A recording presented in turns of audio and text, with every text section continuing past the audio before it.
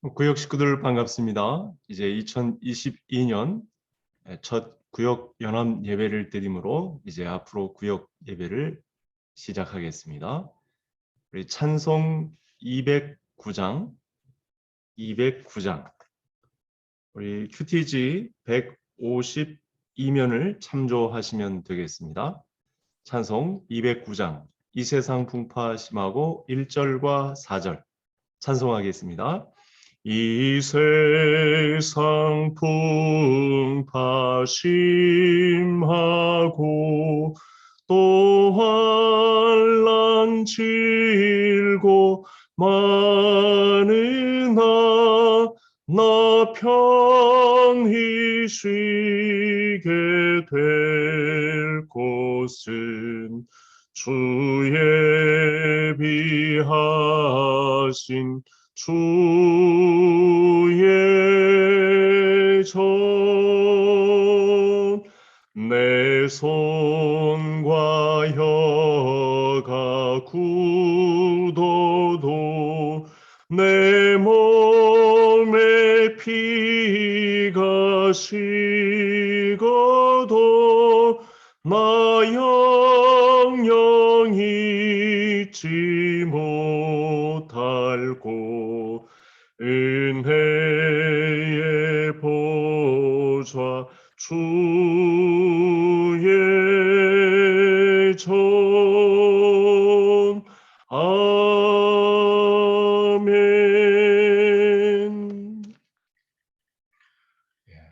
오늘 우리가 함께 보실 하나님 말씀은 시편 74편 1절부터 11절까지의 말씀입니다. 시편 74편 1절부터 11절까지의 말씀, 제가 1절과 11절까지만 읽겠습니다.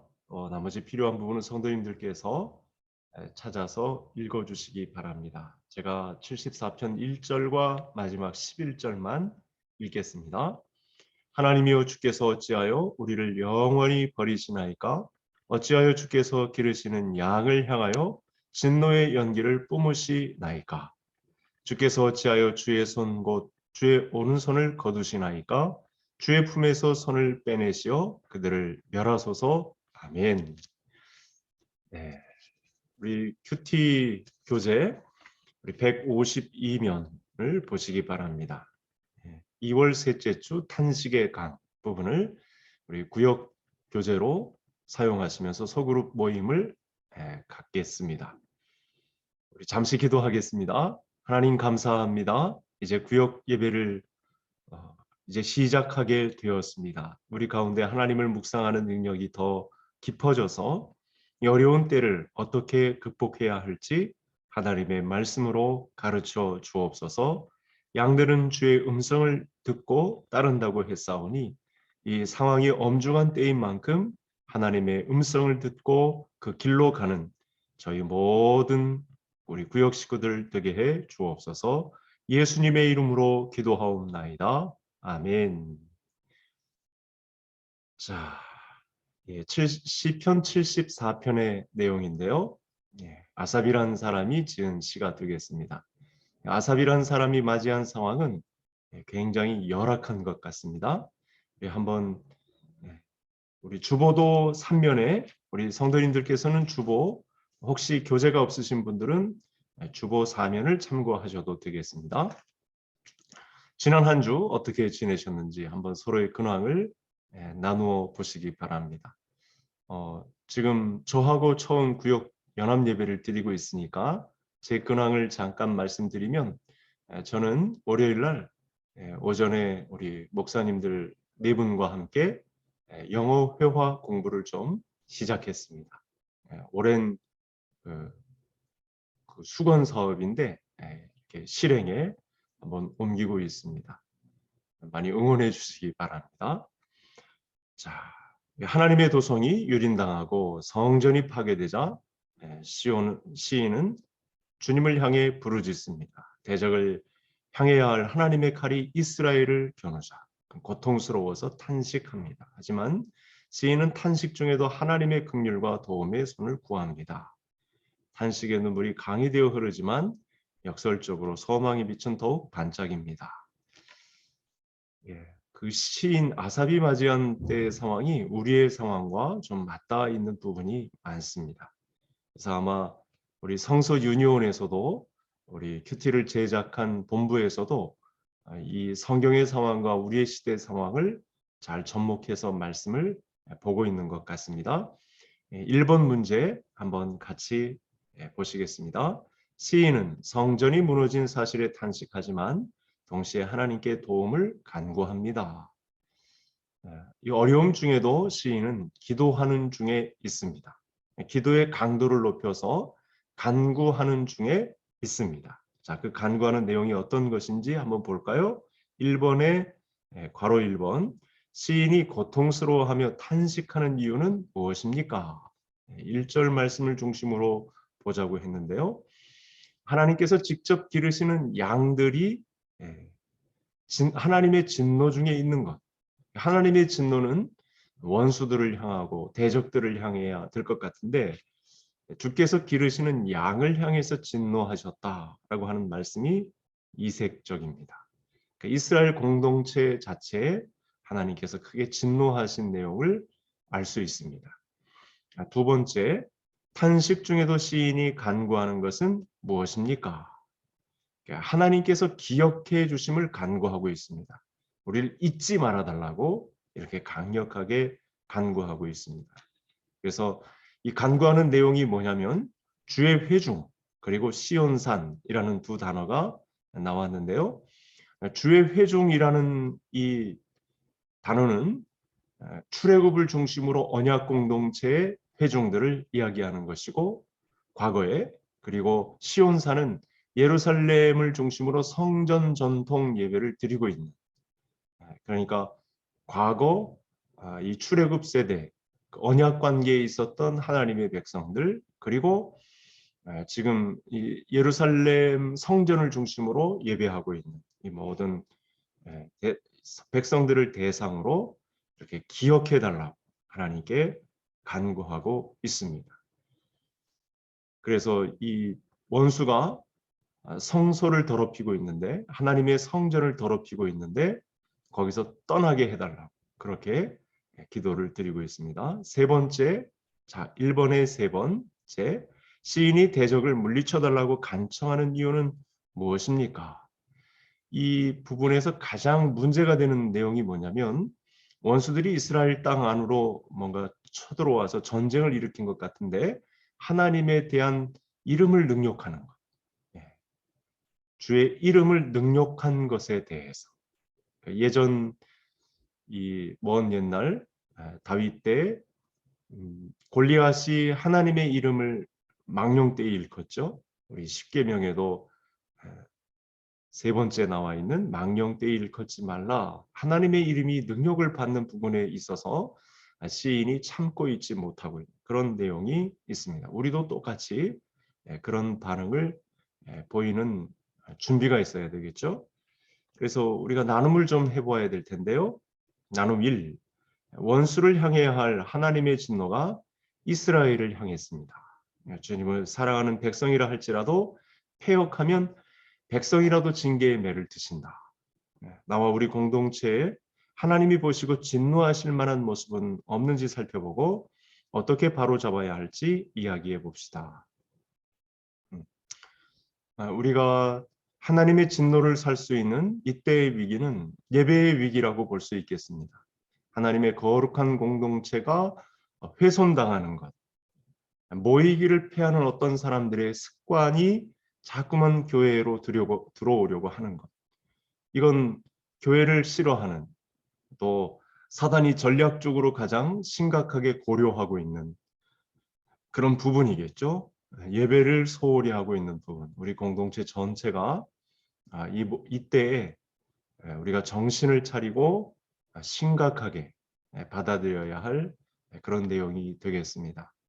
우리 개인적으로도 우리 폐역하면 징계의 매를 드시는 하나님 앞에 우리가 소홀히 하고 있었던 것, 바로잡아야 할 것은 무엇인지 가정 예배가 무너지고 있는 모습 이런 부분은 심각한 훼손을 당하는 거니까요. 나눔을 한번 가족 식구들하고도 한번 해보시기를 바랍니다. 나눔 두 번째, 힘들면 탄식할 수 있지만 기도까지 포기해서는 안 됩니다. 탄식하고 끝난다면 신앙이 아닙니다. 탄식은 간구로 나아가는 출발점입니다. 지금 하나님께 긍휼을 구하며 기도해야 할 것은 무엇입니까? 고통 중에도 기도를 통해 주님의 은혜를 체험한 일이 있다면 서로 나누어 봅시다. 예. 그래서 우리가 하나님께 긍휼을 기도해야 될 것. 진노 중에라도 긍휼을 잊지 마옵소서. 하박국 3장 2절에 하박국 선지자가 기도했던 내용. 오늘날과 같은 이 코로나19 시대에 우리가 하나님께 기도할 수 있는 내용이 되겠습니다. 그 고통 중에도 하나님의 은혜를 체험한 경험이 저에게 있습니다. 아무래도 담임 목사로서 교회에 있다 보니까 작년에 이 코로나가 두 번 아주 심하게 왔던 적이 있었죠. 그때 첫 번째 아주 심하게 왔었을 때 새벽 예배가 재개된 그런 결정적인 전화였는데, 목사님 언제 새벽 예배 시작합니까? 이렇게 아주 심각하게 그렇게 전화를 해오신 성도님이 계셨습니다. 그래서 저도 결단을 하고 또 당회에 이야기를 하고 새벽 예배를 다시 재개한, 그때 뭐 정부는 새벽 예배조차 이렇게 열지 않도록 그런 뭐 지침이 있긴 했습니다만, 그때 이제 새벽 예배를 다시 시작하지 않고는 견딜 수 없었던 그런 성도님의 간구, 저는 하나님의 음성으로 듣고 실제로 새벽 예배를 재개하기에 이르렀던 그런 은혜로운, 그때 마저 우리가 새벽 예배를 시작하지 않았으면 어땠을까. 그때 이제 기도하고자 하는 우리 기도의 동역자들이 나와서, 심지어 타 교회 우리 근처에 사는 성도님들도 같이 나와서 새벽에 기도하는 그런 진 풍경을 우리가 맛볼 수 있었습니다. 그러니까 시작하기를 참 잘했다, 그런 생각이, 그런 은혜가 있어서 간증을 나눕니다. 큰 두 번째 우리 질문을 같이 보겠습니다. 성소가 무너진 것도 힘들지만 말씀이 들리지 않는 것이 더 힘듭니다.